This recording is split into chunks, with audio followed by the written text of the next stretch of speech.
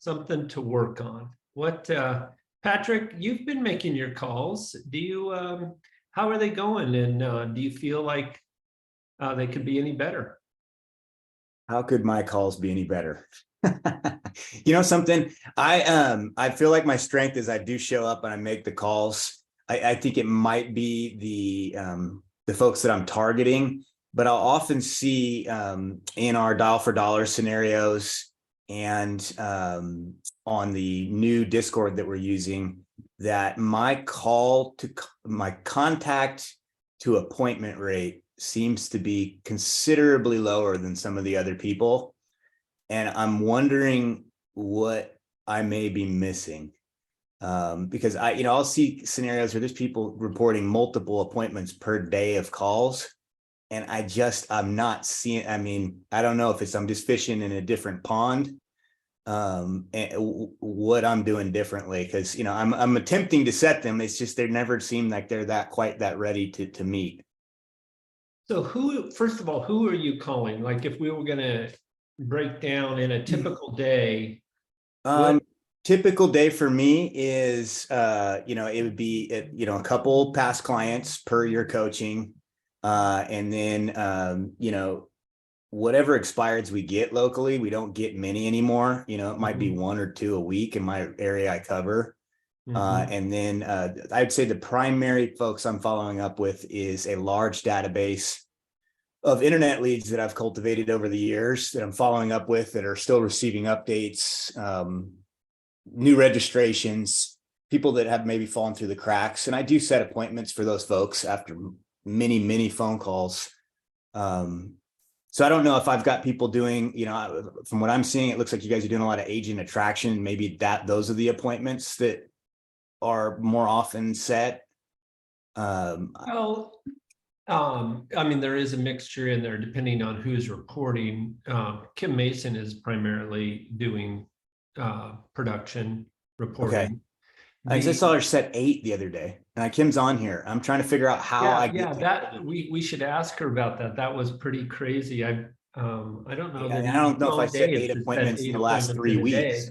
So, but let's stick with you. How many of your calls are to? And by the way, we encourage you not to refer to them as past clients. Okay. In fact, our new thing is that we want to help all of our people determine how many assets they have under management. So we want you to think of all of your clients in your sphere as active relationships and determine what you have in terms of assets under management, both in primary residence and income property. So one of the things that will enable you to do is to have more enriching conversations. Like, for example, a really magnificent question for somebody would be, do they consider real estate part of their retirement strategy? Right? Are you asking that question by chance? As I've called over the last year, it's been a lot less formal. It's basically just checking in, and we'll get into those in the conversation, but primarily it's just been re-establishing personal relationships with people that maybe I did not have that with after years of doing this. So, on your coaching, it was just making the calls initially. Remember though, what I've coached you on is to make the calls coming from a place of contribution. Yeah.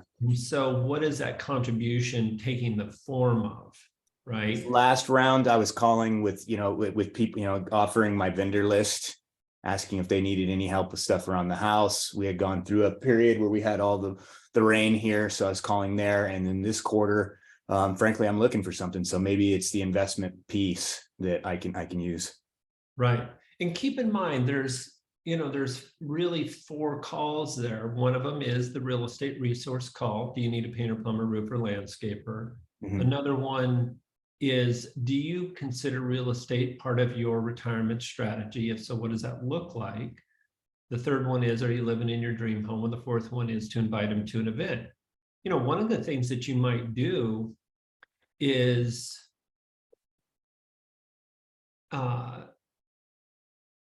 actually schedule an expert panel event.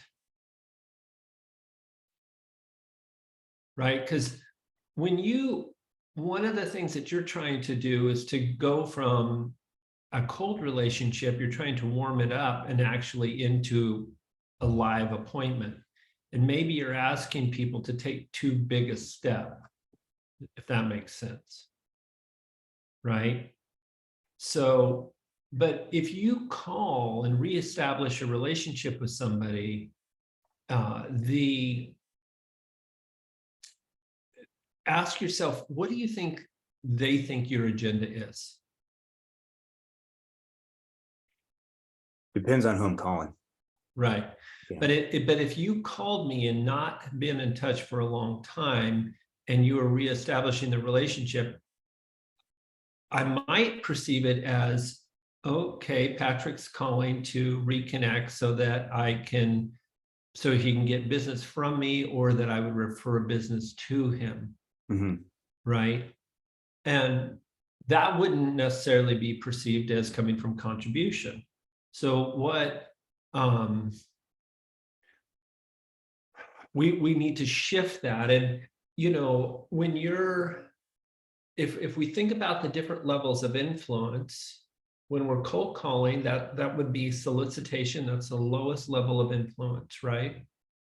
Our next level up would be a vendor relationship, and that's kind of what I hear you reestablishing, is this vendor relationship. So it's a known relationship, but you are trying to sell them something. Now, if you can get into, let's say, a real estate advisement dialogue, you even pass peer and you elevate to advisor, mentor, leader, right? Which is arguably the highest level of influence. And so I guess the couple things there would be, number one is maybe don't try to ask them to take such a big step, but also try to elevate your influence at your point of contact. Okay. Right. And by the way, even though, like, sometimes when I'd be calling like that, I wouldn't get an appointment, but what if you were able to learn more about them? Like, for example, what if you were able to enrich your database with what they do in their career and what would be an ideal referral for them? Or if you just found out if they own income property, or they have ever owned income property, and what their experience was, right? So think of each point of contact like, I want to learn more about my client so that I can then better serve them. And ultimately, what we're looking for, Patrick, is, the good news is we got you going on doing the regular calls. Now what we want to do is, let's take that call and make it more valuable. Okay. And the way that we can make it more valuable is by actually learning. Like, let's just say you were a doctor. Before you go make a diagnosis, you actually want to learn what the condition is of the patient, right? Yeah. Yeah.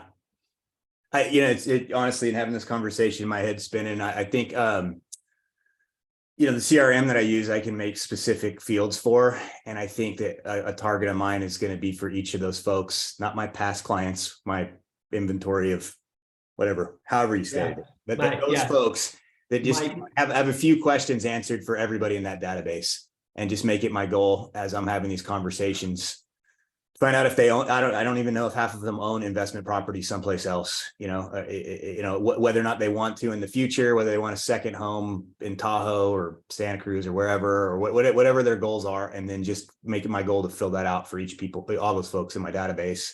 Yeah, and then use that as a prompt to get into those conversations too. So, by the way, it sounds like you don't have a Property Radar subscription. Is that correct? I use RedX, and then just use the tax records in the MLS. I get most of the same data from there. Okay, fair enough. The reason why I was saying is, that it would be really cool if you could establish for your top 300 assets under management, and how much of that is in primary residence versus income property. I'm in the midst of, I've got multiple proper or referral deals working with my financial planner right now. So I think I can actually pull him into that as well, and just, have a discussion with folks where the real estate and wherever. And if they don't have somebody, if they're just got their stuff at E-Trade or something, I can pull him into it and then see if he wants to help as well. So that's a good point. And one of the things that we're working on is really trying to nail this assets under management. Do you feel like you have the tax roll access information to be able to establish that on everybody? Yeah, should be able to. Okay. Megan has been working on a assistant situation for us through Sphere Rocket. If you will get your top 300 organized, I think that she may be able to help you to get that optimized much more quickly at just a really nominal cost. You mean to look it up in like a database scenario or? Yeah. So in other words, remember what we're striving for is for you to be a real estate resource and become the realtor of choice for 300 people. And for those 300, you would know exactly how many real estate assets they own. How much of it is what, like you might have a database of 300, 250 might have own their primary residence, average value 400,000, that's 100 million right there. And then of those 300, maybe 100 of them own income property, and a total of 200 properties. Let's say the average value there was 400,000 as well. That's another 80 million. Well, you've got $180 million assets under management. So that's where we're striving to go, of that mentality, and then have those, because then you can really have it, an educated dialogue. Okay.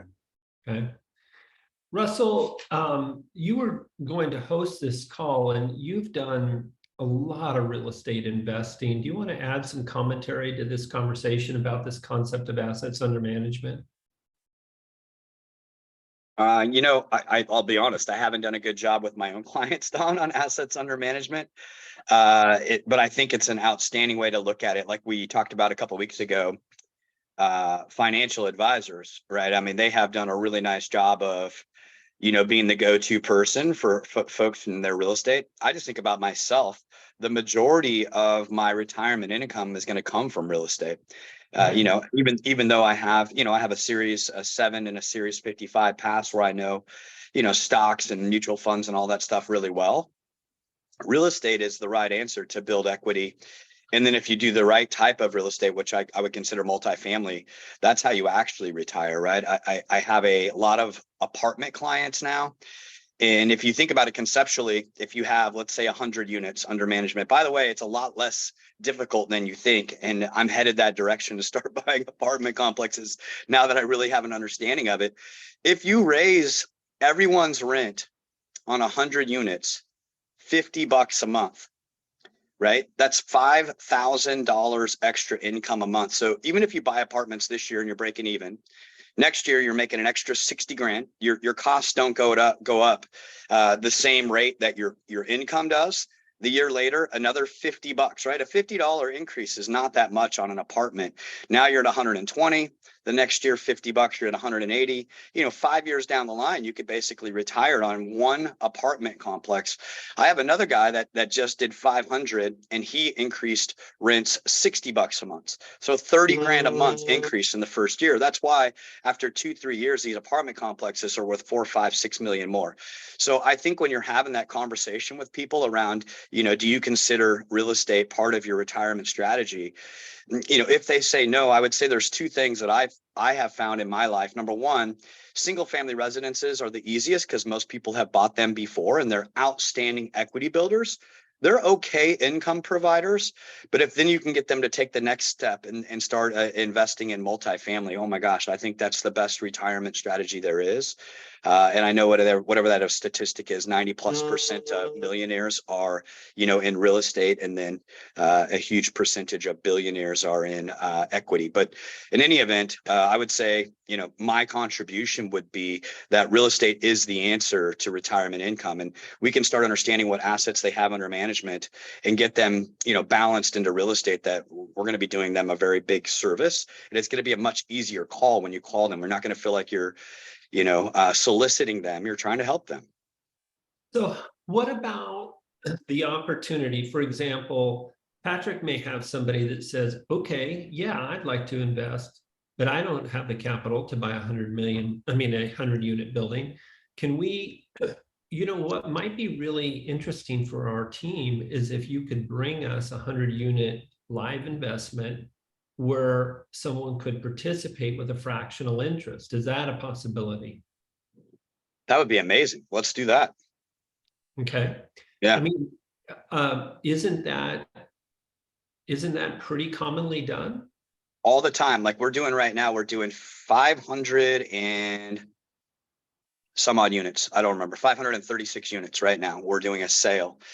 8 million is coming from essentially what we call a syndication, where we do exactly that, right? People are putting in $1 million or 2 million or 500,000 each.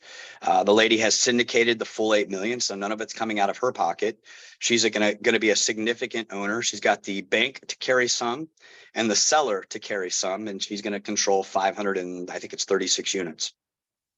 Okay, so if I heard you correctly, you've got somebody, some real estate professional that has organized a 530-unit investment opportunity. It's going to require $8 million in cash equity to take the deal down. Correct. She's not putting up a dime of it, but she probably is going to end up with 20% ownership of the project. Correct. What is the total value of the project at 500? What is it selling for? 47 million. Okay, so 47 million. If it's okay with you, I'm going to just round it off to 50 million to make my math easy. I'm sorry, I lied to you. We broke them into two. This section's 43 million. 43, 4 million okay. in it. Yeah. All right, so I'm going to round it the other way. I'm going to round it down to 40 million. So what I'm hearing you say is she's organized a $40 million investment that requires raising 8 million, so 20% down basically, right? And she's going to end up with 20% of the ownership, or the equivalent of she's going to be controlling $8 million in real estate with nothing down. Correct. Okay, now, does this project by chance have about a 5 cap? It actually has an entry cap of about 6.5. Okay, well, if it did have a 5 cap, which would be, which obviously is less return than 6.5, and she was controlling 8 million of it, do you see how she just created $400,000 a year in income for herself? So you guys hearing this? Russell is in a relationship with somebody that is right now putting together a $43 million deal. She's not going to raise it. She's raising $8 million, probably 8.6, I'm guessing. But she's not going to put up any of the capital. She's going to command the equivalent of $8 million on a property that is producing over a 6 cap. And so that her portion of the cash flow is going to be roughly $40,000 a month. Am I getting that right, Russell? I think I think you may be a number off. Oh, or is it $4,000 a month? Yeah. She's going to get $4,000 a month. Yeah, because she's getting 48,000 annually. Yeah, okay, that's cool. So, but still, how many of our clients have $4,000 a month in passive income? Right? Or how many of you have done that, right? And So Russell, let's put together one of these deals for our team, man. Why don't you, what is her name? Amy. Okay, well, why don't we have Russell put together a 530 unit deal for us and let's all invest in it. Let's fund your deal. I love it. I'm in. Yeah, I mean, I'll control 20%. right. Well, I mean, and as long as you can deliver a viable investment, and are we this 6.5 cap, is this a reasonable neighborhood? Is the condition of this property, I mean, what are the conditions around that? Yeah, I mean, there's still some value add there. What happened on this project was the original purchasers came in, cleaned it up, did the first facelift, right? And got out all the old riffraff and have it almost all the way full again. So she still is buying some value add. So she's hoping to end up at an 8.5 or 9 in 12 to 18 months, right? And then either keep it or flip it. Yeah. Well, I think it would just be a magnificent agenda for our organization to have a project like this about every quarter where we or our clients could be investing, maybe the minimum investment is 50,000 or something. Is that reasonable to do it to set it up with that low of a minimum investment? Yeah, no, I mean, we could, yeah, the timing, two things, timing and management are the only two issues, but yeah, absolutely. But if you can fund a deal in 90 days or less, is that feasible to take down something like this? 100%. Right. 100%. So we should get ourselves organized well enough that we could take down, and maybe we don't have to start with a $43 million project. Let's go back and let's take down 100 unit one on our first go. I'm in. I got a 60-ish one I'm working on right now. Okay. Awesome. Go ahead, this Tom. Friday, Russ, can you announce Sergey for this Freedom Friday, if you don't mind? Sure, absolutely. So we actually have one of the guys in our own group. Some of you know him already. Sergey, well, I call him Serge Kuchar. You went mute. That's one of the problems doing your Zoom on your phone is when you get a call in, you get muted for a second. Serge is one of the biggest flippers here in Northern California. He just got express offers approved, and he's going to walk you through how he buys and flips properties. And then he'll have a little, pitch at the end if you don't feel comfortable doing them yourself. Any leads that you give him, if you're a real estate agent, he has a 3X program where you get the listing on the one that you brought him, you get to make the commission on the one that you brought him, and then he'll give you one from his own inventory that he resourced himself. So you can get 3 listings. So you're not going to miss this Friday. But more importantly, he's going to give you, and by the way, Don, I did the math. You are right. And I'm getting depressed because I'm only going to make about a $465,000 commission. And Amy is going to make $400,000 a year without doing anything. So anyway, other than taking the risk, I was like, there's no way that number's right. Maybe we're off a decimal. We were not off a decimal. Anyway, but Serge is going to be here Friday. He's going to tell you how he, started doing a couple at a time, and now he does a whole bunch. And then how you can locate other investors like him that are hungry for deals. And then most importantly, you can flip them yourself by the time he is done explaining his system and his process. And those of you that are in Northern California, he can talk to you about his 3X program. But I'll tell you this. We do this on this call all the time. There are the exact same investors in your same area that would be willing to do the same thing with you.